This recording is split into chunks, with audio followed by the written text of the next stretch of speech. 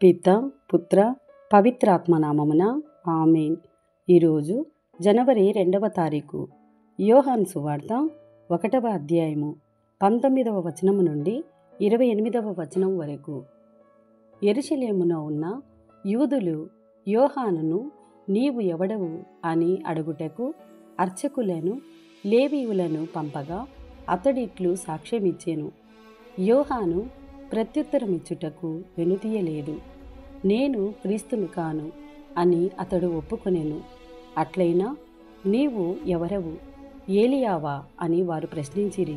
కాదు అని యోహాను సమాధానమునిచ్చెను. వారు మరలా నీవు ప్రవక్తవా అని అడిగిరి. కాదు అని అతడు పలికెను. మమ్ము పంపిన వారికి మేము సమాధానము తీసుకొని పోవలెను. నీవు ఎవడవు, నిన్ను గూర్చి నీవేమి చెప్పుకొనేదవు అని అడిగిరి. అందుకు అతడు, నేను యెషయా ప్రవక్త పలికినట్లు ప్రభువు మార్గము సిద్ధము చేయుడని ఎడారిలో ఎలుగెత్తి పలుకు స్వరమును అనెను. వారు పరిసయ్యుల నుండి పంపబడిరి. నీవు క్రీస్తువు, ఏలియావు, ప్రవక్తవు కానిచో ఏలా బప్తిస్మము ఇచ్చుచున్నావు అని వారడిగిరి.